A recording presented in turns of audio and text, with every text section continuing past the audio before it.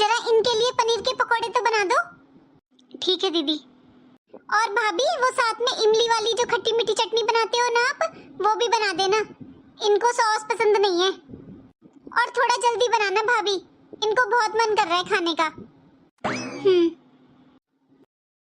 कितना काम करूं मैं, मुझे सुबह से 1 मिनट भी बैठने को नहीं मिलता है। अभी बस खाना बनाकर रसोई साफ की है मैंने, और अब नंदोई जी का मन है पनीर के पकोड़े खाने का। इनका तो खाने का कोई टाइम ही नहीं है। कभी रात को 12 बजे इन्हें मैगी खाने का मन करता है, और कल तो सुबह सुबह 6 बजे ही इनको भूख लग गई थी। बताओ 6 बजे कौन रसोई बनाता है। मैं तो अब तंग आ गई हूँ। बहू, खाना तो बन गया था ना बहू, तो अब क्या बना रही है बहू? माँ जी, नंदोई जी के लिए पनीर के पकोड़े बना रही हूँ और इमली की चटनी। अच्छा तो ठीक है बहू, तू बना ले, अब तुझे क्या परेशान करना, चलती हूँ मैं। लेकिन माँ जी आप अभी रसोई में किस लिए आए थे बताइए? वो मैं तो बहू तुझसे थोड़ा चाय के लिए बोलने आई थी, लेकिन तू तो खुद ही इतना काम कर रही है, तो चाय रहने ही दे। माँ जी मैं अभी आपके लिए चाय बनाती हूँ, और आप अपने कमरे में चलिए, मैं वहीं पर लाती हूँ आपके लिए। और वैसे भी माँ जी चाय तो बनानी ही पड़ेगी, क्योंकि नंदोई जी को पकौड़ों के साथ चाय पसंद है ना। ठीक है बहू। अरे प्रिया, आज तुम्हारी भाभी का पकौड़े बनाने का मन नहीं था क्या? आज तो पकौड़ों में बिल्कुल टेस्ट ही नहीं था। सही कह रहे हो आप। देख लिया आपने कैसी है मेरी भाभी, बेमन से कोई काम करेगी तो ऐसे ही होगा ना। हर चीज को बर्बाद करने से मतलब है घर में। मेरे भैया और पापा के पैसों को बर्बाद कर रही है बैठी बैठी बस। और मैं कुछ बोलूंगी ना तो फिर मुंह बना लेगी और दोबारा पकौड़े थोड़ी ना बनाएगी। अरे छोड़ो प्रिया, कोई बात नहीं, जाने दो। एक काम करना, आज शाम को मेरे लिए मंचूरियन और चाउमीन जरूर बनवा लेना। और हाँ प्रिया, आज तो शाम को मैच आने वाला है, तो बस आज टीवी में मैच ही चलेगा। ना तुम्हारी सास बहू की कहानियां और ना ही तुम्हारे भतीजे भतीजियों के लिए टीवी में कार्टून। भला आप ये कैसी बातें कर रहे हैं? अरे आपका घर है, आपका टीवी है, जो मन में आए देखो। किसकी हिम्मत है जो आपका टीवी का प्रोग्राम चेंज करे? वैसे प्रिया, ये बात तो है, ससुराल में रहने के तो मजे ही अलग होते हैं। अरे ऐसे लगता है जैसे मैं ही इस घर का मालिक हूँ। आखिरकार इस घर का दामाद हूं मैं, दामाद। अच्छा प्रिया, शाम को चाउमीन और मंचूरियन, ये तो है ही पक्का। और अभी एक काम करो, मेरे लिए अच्छी सी कॉफी बनवा दो अपनी भाभी से बोलकर। ये कैसे दामाद मिले हैं मुझे? ये तो अपने घर जाने का नाम ही नहीं ले रहे हैं। अरे दामाद 1-2 दिन अच्छे लगते हैं, लेकिन ये तो आज पूरा इन्हें 11 दिन हो चुके हैं। और इनके माता पिता तभी तो हमें गलत समझते हैं, और समझे भी क्यों ना। उनका बेटा ससुराल की वजह से अपनी नौकरी और काम धंधा छोड़कर बैठा हुआ है। क्या करूं मैं? और ये तो रिश्ता भी ऐसा है कि मैं कुछ बोल भी नहीं सकती। और ये मेरी बेटी, ये भी तो वैसी ही है, अपने ससुराल जाने का नाम नहीं लेती है। 2 साल होने को आए इसकी शादी को, लेकिन 10 दिन अपनी ससुराल में अच्छे से नहीं रुकी है। इसके ऐसे व्यवहार की वजह से इसकी सास मुझे बिल्कुल पसंद नहीं करती है। अरे बातों से ही साफ झलकता है कि वो मुझसे कितना नाराज है। और हो भी क्यों ना, वो तो यही समझती होंगी ना कि मैंने कैसे संस्कार दिए अपनी बेटी को। और ये दामाद जी, इन्हें बस अपने ऐशो आराम से मतलब है, अपने माता पिता की जरा भी परवाह नहीं है। करूं तो क्या करूं मैं? प्रिया तुम जाओ ना जल्दी से, अपनी भाभी को बोल दो मंचूरियन के लिए। उनसे बोलो वो अभी से तैयारी कर लें, फिर शाम को लेट नहीं होगा। आखिर मैं इस घर का दामाद हूँ प्रिया, तुम्हारी भाभी को भी पता होना चाहिए ना कि दामाद को ससुराल में हर चीज टाइम से पहले मिलनी चाहिए। कैसी बातें कर रहे हो आप? अभी बोल कर आती हूँ मैं अपनी भाभी को, अच्छे से बताती हूँ। आप जो कहेंगे ना वही होगा, आप बस मुझे बता दीजिए। अंजू बेटा, आज मैंने सुबह से तेरे पास कितने फोन कर लिए, ना तो तूने फोन किया ना उठाया। कहाँ बिजी है बेटा आज? माँ आपको तो पता ही है ना, नंदोई जी आए हुए हैं। आए हुए क्या है माँ, वो तो रहते ही यहाँ पर हैं। आज माँ सुबह से टाइम ही नहीं मिला। पहले खाना बनाया, फिर नंदोई जी के लिए पनीर के पकोड़े बनाए, फिर माँ जी के लिए चाय बनाई, फिर सारे बर्तन साफ करके रसोई साफ कर कर आई हूँ। और अब मैं सोच रही हूँ 5-10 मिनट लेट जाऊँ। माँ भाभी, ये देखो, इन पर कोई दूसरा काम नहीं है, सारा दिन फोन पर बातें करती रहती हैं। अच्छा माँ, मैं बाद में बात करती हूँ। क्या हुआ दीदी, कुछ काम था क्या? रात के खाने में क्या बनाने वाली हो? दीदी आपको तो पता ही है कि यहाँ पर सब रात को दाल खाते हैं, तो वही बनाऊंगी ना जो डेली बनता है। भाभी, जो डेली आप बनाते हो ना, वो आप बस अपने लिए बनाना। इनके लिए शाम को मंचूरियन और चाउमीन बना देना। दीदी मैं रोज रोज ये सब चीजें कब तक बनाती रहूं? और आपको भी पता है ये सब चीजें रोज खाने से तबीयत खराब हो जाती है। और नंदोई जी को तो आज 10-11 दिन हो गए हैं ये सब खाते खाते। और दीदी मैं थक चुकी हूँ, मुझसे नहीं बनता ये सब चीजें। दाल रोटी सब्जी रायता ये खाना भी तो जरूरी होता है। भाभी आपको पता है ना, ये घर के दामाद हैं और दामाद भगवान होता है। भाभी आपके यहाँ इज्जत नहीं होती होगी दामाद की, हमारे यहाँ तो होती है।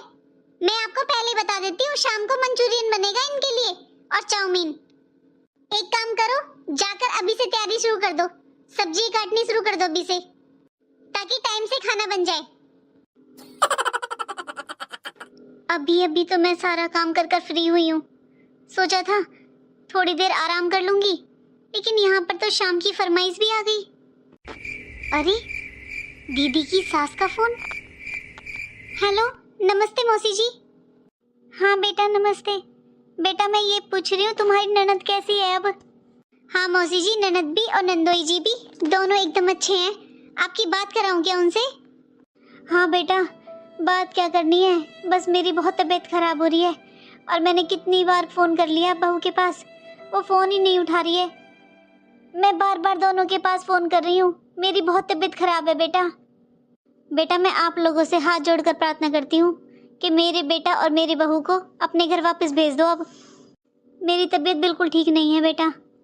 मौसी जी लेकिन मैं ऐसे कैसे भेज सकती हूँ उनको? मौसी जी अगर मैं दीदी से ये सब बोलूँगी, जाने के लिए बोलूँगी, तो वो मुझ पर बहुत गुस्सा करेंगी। बेटा एक बात बता, कितने दिन अपने मायके में पड़ी रहेगी वो? अरे उसे और कौन समझाएगा? तुम ये बताओ बेटा, तुम भी अपने मायके जाती हो क्या इतने इतने दिन, जो तुम अपनी ननद को रोक कर रखती हो? अरे उससे कोई ये पूछे उसने शादी अपने मायके में रहने के लिए की थी क्या? बहू अपने सास और ससुर को समझाओ कि वो अपनी बेटी को थोड़ी अकल दें और उसे शिक्षा दें कि वो अपनी ससुराल बसाए, अपना घर बसाए। ससुराल में उसका घर है ना कि ना मायके में उसकी शादी हो चुकी है। और बेटा मेरी बहुत तबीयत खराब हो रही है, हाथ जोड़कर प्रार्थना है कि भेज दो मेरे बेटा और बहू को। मैं बहुत परेशान हूँ बहू, मैं बहुत दुखी हूँ। बहू किसका फोन है? माँ जी दीदी की सास का फोन था। क्या हुआ, क्या कहा उन्होंने? सब ठीक है ना? माँ जी उनकी तबीयत बहुत खराब है, बस वो यही बोल रही थी कि उनके बेटे और बहू को घर पर वापस भेज दो जल्दी से। माँ जी अगर मैं दीदी से कुछ बोलूँगी तो वो मेरे ऊपर ही भड़क जाएंगी, आप ही बोलिए ना उनसे। ठीक है बहू, मैं ही बात करती हूँ उससे। किसने कहा है मम्मी आपसे कि मेरी सास की तबीयत खराब है? किसने बात की है उनसे? कोई तबीयत खराब नहीं है उनकी, बिल्कुल ठीक ठाक है वो। अरे बेटा किसी ने बात नहीं की, तेरी भाभी के पास फोन आया था आज। तूने आज बात की है उनसे? जरा फोन कर कर पूछ उनसे। प्रिया तुझे जाकर अपनी सास की देख रेख करनी चाहिए। कई दिन हो गए बेटा यहाँ पर, अब तू जा अपने ससुराल चली जा। तू खुद सोच, उनका एक बेटा है और वो भी ज़्यादातर तेरे साथ यहीं पर रहते हैं। तू सोच कर देख उन्हें कितना बुरा लगता होगा। अरे तेरा तो ये मायका है, लेकिन दामाद जी उन्हें तो अपने माँ बाप की देख रेख करनी चाहिए ना। माँ तुम सास होकर अपने दामाद के लिए ऐसे बोल रही हो? अगर तुम ऐसे बोल रही हो तो कल को भाभी भी ऐसे बोलेगी। मुझे आपसे तो ये उम्मीद नहीं थी मम्मी। अगर आपको मेरे और मेरे पति के यहाँ रहने से ज्यादा दिक्कत है ना, तो कल के कल ही चले जाएंगे हम यहाँ से। प्रिया तू बहुत जल्दी भड़क जाती है बेटा, मेरे कहने का ये मतलब नहीं था, इतना गुस्सा मत किया कर। मम्मी आपने साफ साफ बोला है कि मैं अपनी ससुराल चली जाऊं, और इसका क्या मतलब निकालूं मैं? और मैं क्या सास ससुर की सेवा करने के लिए पैदा हुई हूँ? मेरी शादी बस इसलिए की थी क्या वहाँ पर? हाँ प्रिया, तेरे सास ससुर अब बूढ़े हो चुके हैं, तेरा फर्ज बनता है उनकी सेवा करने के लिए। कल को हम बड़े बूढ़े हो जाएंगे तो तेरे भैया भाभी हमारी सेवा करेंगे कि नहीं? ठीक है मम्मी, मेरे अच्छे से समझ में आ गया है कि आप मुझे यहाँ से भगाना चाहती हो। मैं कल ही अपने पति को लेकर यहाँ से चली जाऊंगी। इस मेरी बेटी में कब अकल आएगी? ये समझती क्यों नहीं है? इसे नहीं पता कि दो दो परिवारों को खराब कर रही है। इसको ये समझ में नहीं आ रहा है कि इसके भाई भाभी अभी तो कुछ नहीं कह रहे हैं, लेकिन कब तक वो इसके और दामाद जी के नखरों को बर्दाश्त करेंगे? कैसे जिंदगी कटेगी मेरी बेटी की ऐसे? और दामाद जी, ना तो उन्हें अपने माँ बाप की फिक्र है और ना ही अपने काम धंधे की। वो सब कुछ छोड़ छाड़ कर यहाँ पर बैठे हुए हैं। पता नहीं कब समझेगी मेरी बेटी। अरे माँ जी, आप कब तक ऐसे उदास बैठे रहेंगे?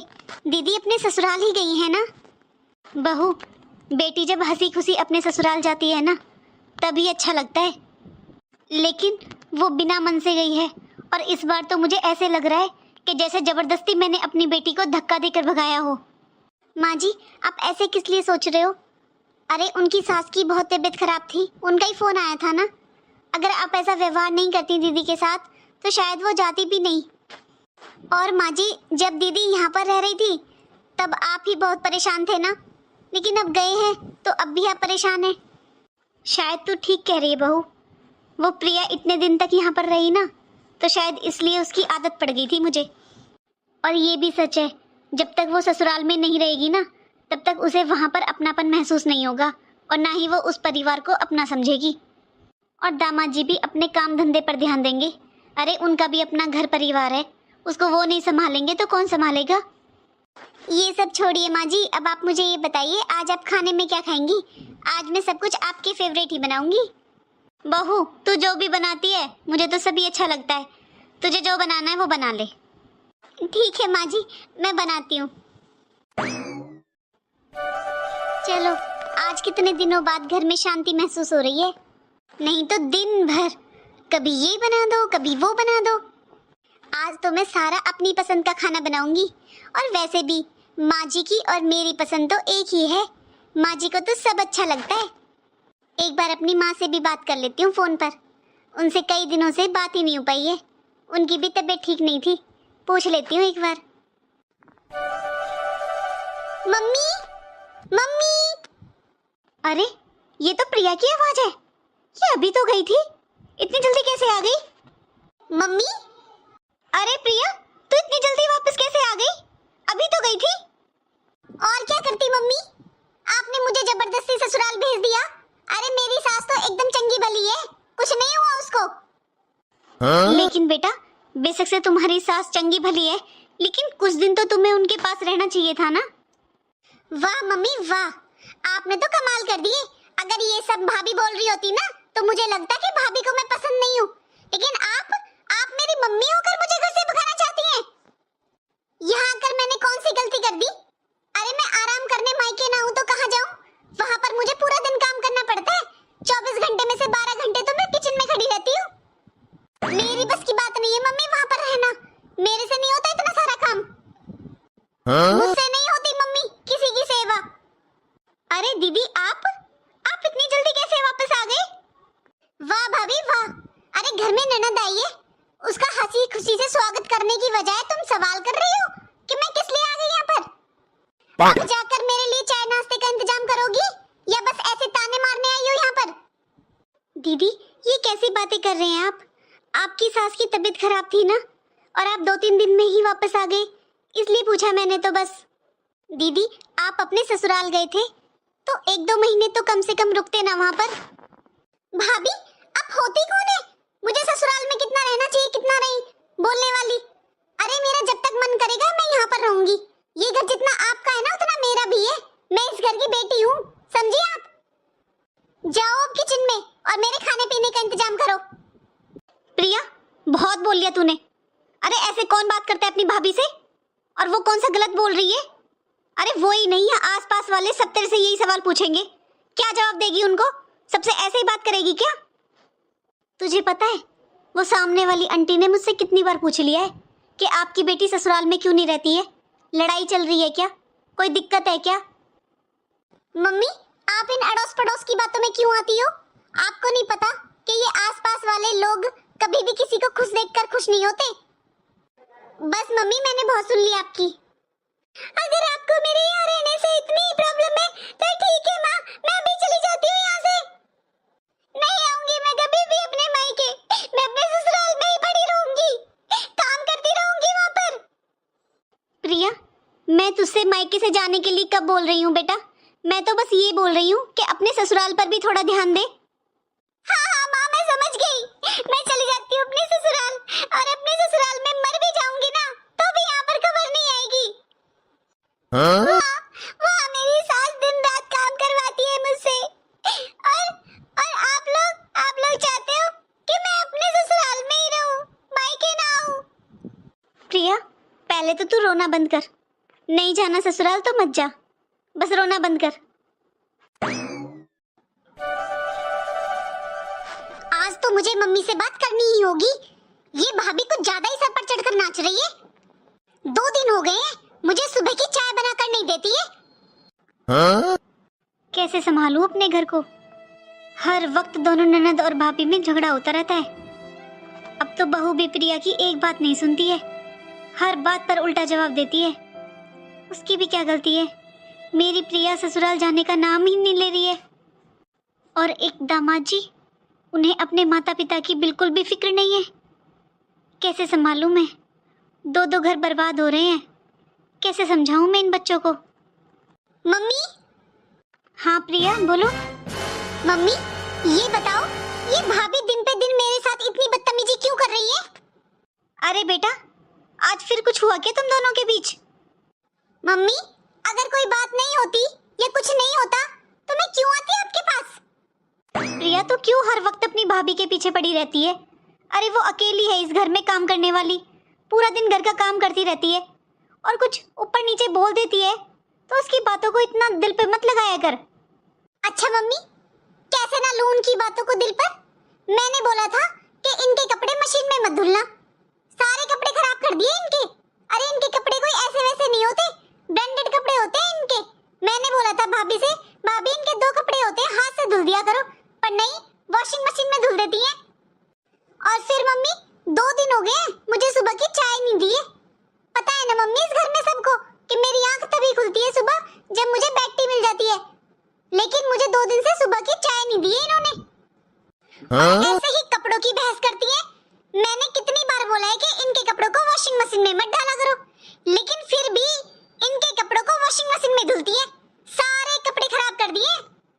अगर ये 2 कपड़े हाथ से धुल देंगी तो क्या बिगड़ जाएगा इनका? मम्मी, 2 दिन हो गए मेरा कोई भी काम नहीं कर रही है भाभी, या तो आप समझा लो वरना मैं समझा दूंगी अच्छे तरीके से। दीदी, ऐसा है दीदी, मैंने अपने सास ससुर, अपने पति और अपने बच्चों का ठेका ले रखा है, आपका नहीं और ना ही आपके पति का, समझी ना आप? ये कैसी बातें कर रही हो आप? जब सास ससुर और पति आपका है तो ननद भी तो आपकी हुई ना। ननद को कैसे अलग कर दिया आपने? मैंने आपको अलग नहीं किया दीदी, लेकिन मुझे आपके जैसी ननद तो बिल्कुल भी नहीं चाहिए। देख लिया मम्मी, क्या बोल रही है ये आपकी बहू मेरे लिए? अरे आपके सामने ये हालत है तो बाद में क्या करेगी ये? बहू, ये क्या बोल रही है तू? अगर तू ननद की सेवा नहीं करेगी तो कौन करेगा?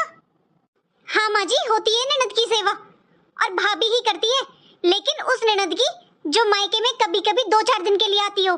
मायके में बसने वाली ननद की कोई सेवा नहीं करता, और ना ही मैं करूंगी। और माँ जी आप खुद बताइए, इनके सास ससुर तो बुजुर्ग हैं, ये उनकी सेवा नहीं कर सकती हैं, तो मैं इनकी सेवा क्यों करूं? इनको क्या हुआ है? और जितनी सेवा कर सकती थी ना मैंने कर दी, आपकी भी और आपके पति की भी, लेकिन अब नहीं होती मुझसे।